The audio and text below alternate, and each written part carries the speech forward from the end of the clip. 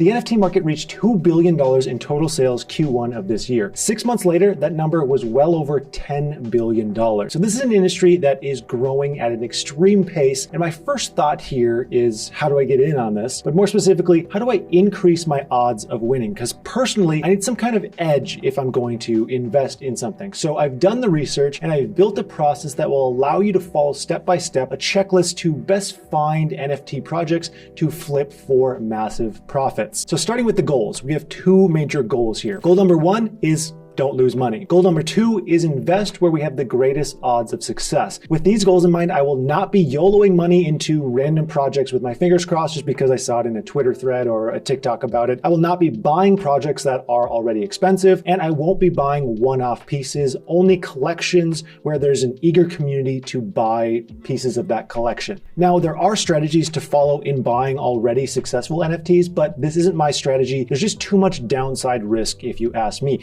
I would rather buy 10 strong NFTs at a floor price of $200 than I would one NFT for $2,000 that has already pumped 10x. That's just my personal strategy. So that being said, NFT investing is extremely high risk. Not only do you have the volatility risk of crypto, but you also have a secondary risk of an NFT collection becoming less popular and a tertiary risk of no liquidity and not being able to sell the NFT you hold if there's no buyers for that NFT because they're one of one. The strategy that I've built helps limit the downside here, but there's still a large chance of losing money, especially when you're just starting out. So invest at your own risk, and none of this is financial advice. Do you have any tips or ideas about sure things? The checklist that I've built covers a combination of questions about the community, the project's website, the artwork, the team, and a project's unique positioning in the market. All right, starting off. NFTs feel overwhelming. This is totally normal. It seems like a new one comes out every half hour, and I swear half of those email me asking for a sponsorship. When the son of the deposed king of Nigeria emails you directly asking for help, you help. No, I'm not going to sponsor your NFT. His father ran the freaking country, okay? So we have a sea of projects to sift through, and now we have a sea of blockchains that they can be built on, from Ethereum, Cardano, to Solana, Binance, and many more. For the sake of flipping, I don't really care where the project is built. However, of course, I would personally prefer not to pay the crazy gas fees on Ethereum if at all possible, but generally I'm just looking for the best project, and the blockchain doesn't matter quite as much. Now, because there are too many options for any one person to look at, we need to use some tools. My favorite tools so far for finding projects are upcomingnft.net and rarity.tools. If there's other tools that you like, comment them down below. I'd be very appreciative. But remember, the focus here is to find a new project that is very strong, that we can buy cheap and hopefully flip for profit. We're going to use rarity.tools for this breakdown. Rarity.tools is nice because it shows us projects that are about to launch. All you need to do is click the upcoming tab up top. And then here it does a lot of the legwork for you. Here you can see that it shows projects that are built on many different blockchains. Here have Matic, Solana, Ethereum, and it shows you the various social links, Discord, the Twitter link, their website link, the time of launch for the various projects, and the floor price. So it does a lot of the legwork, like I mentioned, in getting that initial work here. However, even though this is a big filter, there's much more legwork to go from here if you're trying to really amplify your potential returns, because you want to spend all the time up front. That way you can rest easy knowing that you have the highest likelihood that you've done everything you need to do in order to maximize your returns. So scrolling down from here, let's go down to November 6th. And on November 6th, we have this project, Mad Ape Tournament.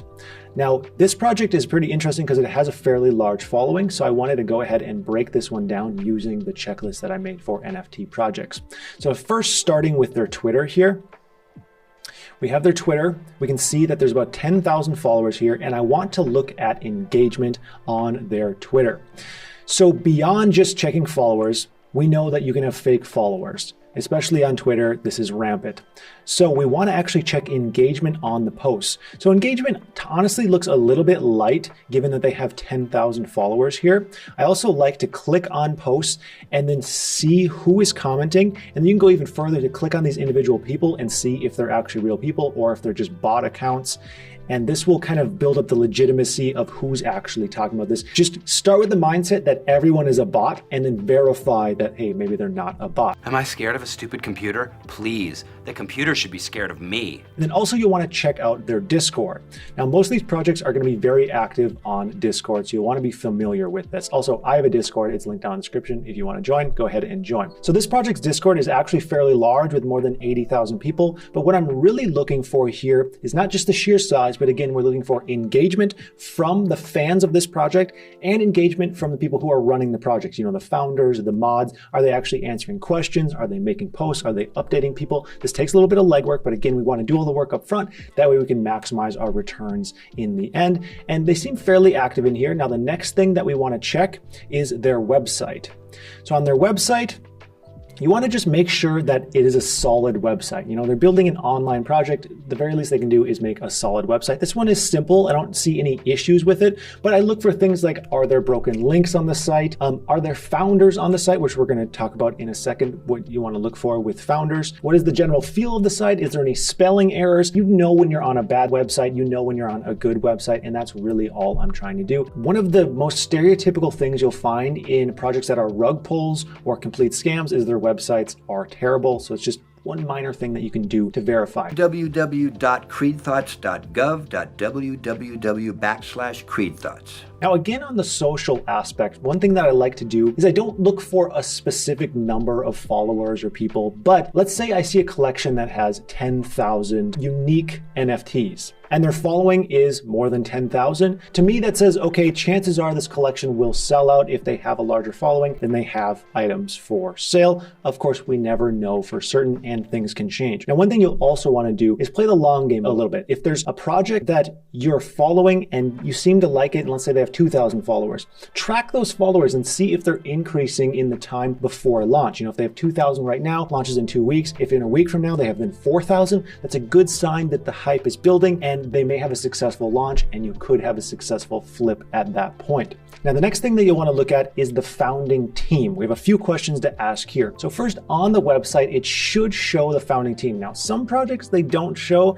I personally just avoid anything that doesn't show the founding team. So for this example, this kind of threw up a little red flag for me because there was no actual pictures of the founders and the descriptions were pretty vague, and I was like, you know, I don't know how I feel about this, but digging into this project a little bit more, I saw in their Discord, they had a much more detailed description of who the founders are and their background experience, their LinkedIn profiles and things like that. And I was like, okay, that's a little bit better. So this is a good point to make here that sometimes it takes a bit more digging. In my opinion, they should update the website and have more information here because my initial impression was, you know, maybe I should avoid this, but then I found more information later. So this is another one of those things that you'll find with many rug pulls and complete scams is that they either don't show the team at all, or they do show people, but they're completely fake. You know, they're like random person generators, or you can reverse Google image search and it's just some random guy from Ohio. Identity theft is not a joke, Jim. You want to have people who have legitimate socials, who are legitimate people with experience, especially if it's like a game or some kind of project that's being built. I personally wouldn't buy into an NFT project that's aiming to be a game, but they have no experience in making games whatsoever. Of course, that's higher risk in the project not actually doing well. Now from here, this one's a little bit more subjective, but I have some questions to ask about the art. Does the art feel like art? Or is it just a blatant copy of some other successful NFT project? So like I said, this is pretty subjective, but you can just kind of get a feel if art feels, you know, uninspired or a ripoff of another project. This is motel art.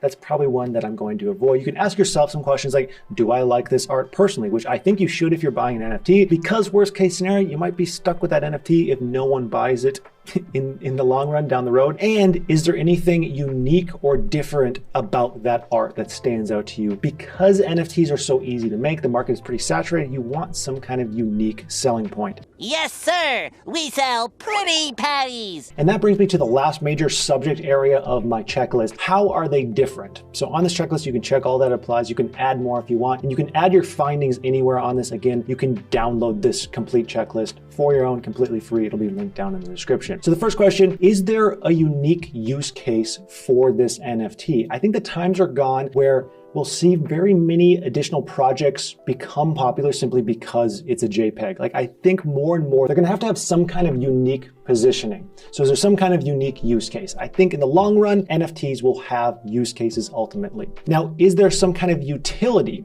This could be a version of use case, and in that, you generally have to read the white paper. Now, not all NFT projects even have a white paper. Usually the more ambitious ones do. If it has a white paper, make sure you read it before you invest. Is there a unique community of some kind? This could be the size of the community. Is it a massive community before launch? Is it a certain genre of people who may be especially interested in this project? Are there people within the community who have an especially large amount of influence? Those are some questions you could ask there. Is it attached to something unique, like a game, a metaverse, or some kind of unique benefit? Now, more and more, we're seeing the metaverse and game aspect here, but you just have to be careful that there's actually experience behind this. I foresee a lot of projects saying, we sell out our 10,000 pieces in our collection, we're gonna make a game, but they have no experience in making a game, and it's just a good way to get people to invest in that project because they're like, oh, they're eventually gonna make a game, but they literally haven't even started yet. So I wanna see some experience, I wanna see something. Give me something. Is the art style special in some way? Of course, that's harder and it's more subjective. Or is there a massive amount of excitement? And usually when there's a massive amount of excitement, it's because one of the other boxes are checked. There's something especially special about this project. There's some use case. There's something different. That's what I'm looking for. There.